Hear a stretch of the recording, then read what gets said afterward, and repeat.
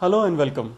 Welcome to the course on Jainism, which is offered for the first time as a regular classroom course at North Carolina State University in Raleigh, and also as an online course. So you can log into the course from anywhere in the world and see and hear each other and interact with me online, thanks to the technology at my university here.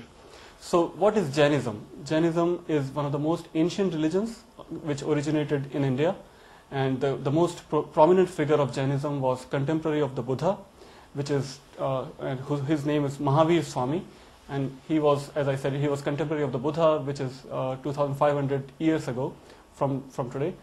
So he compiled all the ancient teachings of Jainism and then gave it to the world as we know today. Now, what are those teachings of Jainism? Jainism has three major teachings. The first and the most important teachings of Jainism is non-violence. So Jainism defines the religion itself as non-violence, ahimsa paramo dharma, which means non-violence is the supreme religion. That's so. As we know, this idea itself is of global relevance and modern relevance. If we have non-violence, what else we need? All the problems of the world are solved. Second major teachings of Jainism is anekantvad, which means pluralism, which advocates or which accepts every point of view as a true point of view. So no one point of view is final truth.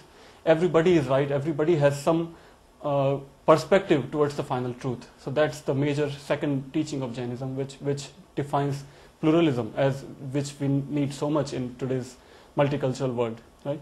And the third major idea of Jainism is aparigraha, which means non-possession. If we adopt this idea into our daily lives, all the problems of global warming and ecology will be solved, because our needs will be so cut down, our collection or our accumulation of resources will be so limited that automatically we will cut down on the wastage and the abuse that we do every day in our daily lives all over the world.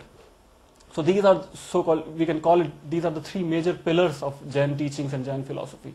Then if going further, Jain philosophy also, if you take a look, it tells that every human being is potentially divine. So there is no single creator God who controls the destiny of human beings, but every human has a potential to become divine.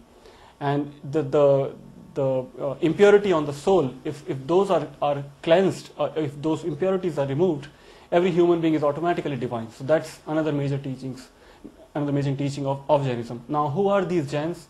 Jains are in number very, very small. They have historically been a very small minority in India. There are today only 5 million Jains all over the world, in India, in America, in European countries. But their historical significance has always been very high in India. They have influenced the ethics and social structure of Indians all across the history, and they have also interacted politically with major kings of India, including Akbar, and many other the political figures were all influenced by Jainism. There are many, many examples. Then in our own contemporary times, in last century, we know Mahatma Gandhi was inspired by Jainism. Many of the philosophies and teachings and practices of Jainism, Gandhi adopted in his own life and his own teachings, and that in turn influenced many other figures of the world. We know that Dr. Martin Luther King was influenced by Jainism, by Mahatma Gandhi, and the non-violence. And Nelson Mandela also took non-violent message of Gandhi and led his movement in South Africa. And many other figures took the message of non-violence from Gandhi, who took the message of non-violence from Jainism and Hinduism and other ancient teachings of India. So we see that the Jainism is not just an ancient historical religion, but it's a religion which has teachings which are of global relevance and which are important for our modern times. So I intend to teach this course introducing the philosophy, the history, and other ideas about Jainism, and this will be on the course website, which will be www.indicuniversity.org. If you go to the website www.indicuniversity.org, and there is a course link from there, Fall 2009 course, and there you see Jain traditions from Mahavira to Mahatma Gandhi. So again, thank you and welcome to the course on Jainism.